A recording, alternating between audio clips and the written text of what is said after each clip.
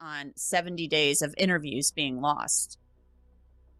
Yeah, so this is a problem in regards to what, do they have redundant systems, right? And if not, if police departments are watching this all over the country, they need to install a redundant system that makes sure that this never happens. Because listen, when you're dealing with an investigation, and from the supervisor point of view, yeah, not only even in the cold case squad, but I was also a squad supervisor too, and you're signing off on cases, and you're doing all these things, and I can tell you one. This critical information, which is exculpatory information, was never disclosed to the defense. And it wasn't until after the Arthur hearing that we were able to uncover that these statements, for which are non-recorded, and no police report was done. Now, his attorneys argued that significant interviews in the case were either erased or never recorded during the early days of the investigation. Judge, I think that's worth mentioning here, because I don't stand here and take this situation lightly. I realize that I'm being highly critical of both prosecution and law enforcement in this case, and it does not come easy for me.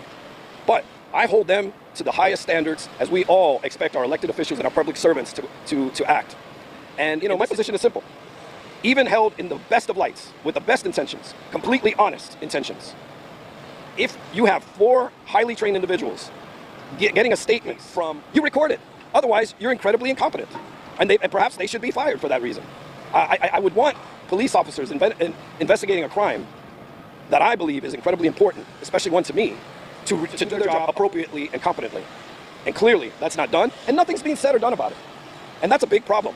You can't expect to hold our public officials accountable if you don't hold them accountable. Defense Holman finally conceded that he would have if given the opportunity. The defense finds it highly unlikely that law enforcement would take the time to collect both Brad Holder's phone and Logan Holder's phone, but then choose to only conduct an extraction of Logan Holder's phone, especially when Brad Holder was a suspect at the time. Oh dear, wow. Okay, and no. To seek release from pretrial custody, which are founded on constitutional principles, such as the presumption of innocence, such as having your day in court, such as holding the government to its full burden. All of these are ignored and being circumvented. Just because it's popular doesn't make it right. What do you do next? You manufacture a case. And I'm not saying that we're at that point yet, but I see very, very potentially harmful things along the horizon, such as having meetings and not recording them, having meetings and not doing police reports, and not disclosing favorable evidence to the defense. And that is critical. The documentation is critical because that's how you run an investigation. I mean, you see the police officers, at scenes and stuff like that. These days they have body cameras, some departments, not all. I remember even covering a case back in 2005 in Wisconsin, a really big case. And I remember being really impressed back then when the case went to trial. And one of the detectives was walking through the scene with a video camera. Just like a camcorder. And I was like, wow, that's really cool that he did that. So documentation and videotape doesn't lie. So I think that's always very critical. When prosecutors don't have a case, these are the things that are done. And I will tell you what happens next. When you don't have evidence and you have a case like this, the next inclination is to go out and get yourself a jailhouse snitch. So I presume that's being done right now. There's a little shopping that might be going on or might not be. But as a result, what we have done is we are sending a letter to the elected state attorney in this case, and as well as law enforcement in this case, advising them that Shanna Gardner is represented, and they are not to send in any agents of the state to try and go in who are actually trying to make a deal for themselves and trying to better their current situation while in jail to be able to hurt and harm Shanna Gardner. That's a textbook move, and we are calling them out. And I'm telling you right now, if that happens in the future, you will be able to go back at this moment and you'll be able to know and see that I was absolutely 100% correct. So watch out for that. That's coming next. And you cannot have, under any circumstances, a police officer lying in a court of law, lying to a judge who has to make a critical decision to hold someone while in custody. She waits. Could be a year, could be 2 years, could be even longer for trial. And in fact, the actual conduct couldn't be more egregious. This is not something this community should stand for. When they elected Melissa Nelson, they should have expected her to hold her standards, her prosecutors to a heightened standard for which they can fully work within the public trust. And that doesn't mean withholding favorable evidence from the defense prior to a critical hearing, and then later on, afterwards, doing it again even more, as recently as yesterday. So, folks, I employ all of you who are here to, we're trying to do our job. We want you to ask the tough questions. You have only heard one side of this case, and what's coming out of it reeks. And I think all of you, I think it's your journalistic responsibility to seek out and ask them, why are you putting on a police officer who's lying on the stand? Why are you allowing that to happen? Why aren't you recording meetings with very important critical witnesses? Why are you not getting these statements completely locked down? And ladies and gentlemen, I will tell you there's a very good reason. And the reason is an obvious one.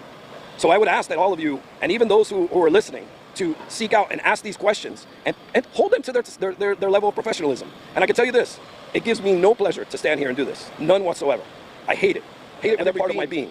But I will do it. I will fulfill my oath. I certainly hope that if there's any ambiguities, that they clear them up immediately, that they explain why they didn't record that meeting, why Detective Johns is lying about speaking to a person when in fact he actually did, lying as to why she changed her number when in fact she still to this day has not changed her number. There's no reason any of these things could have had to have occurred in this case. If they really have a case, if their case is as open and shut as they say it is, to the point that none of this should be going on. None of this. And the fact that they expect us to stand by and let it occur just isn't going to happen. Just is not going to happen.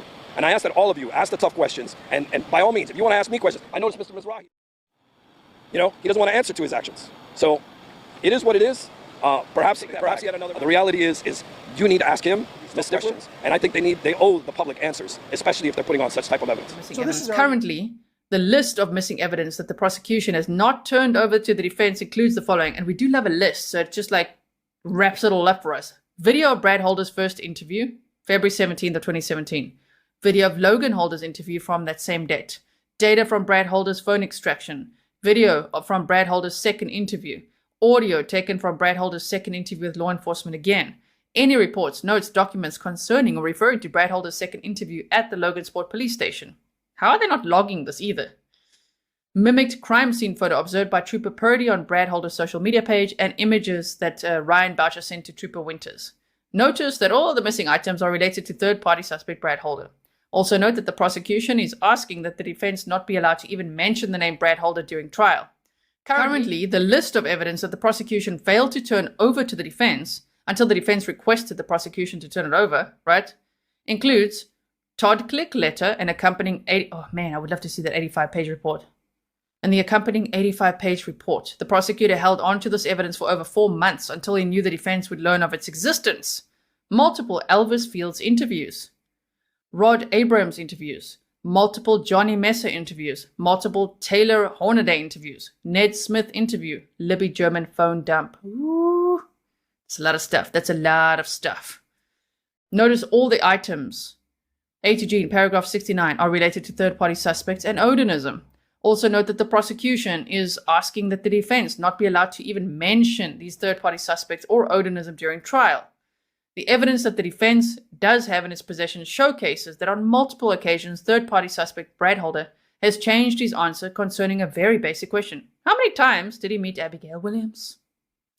According to the only police report that memorialized Brad Holder's accidentally destroyed first interview, Holder stated he had never met Abby Williams.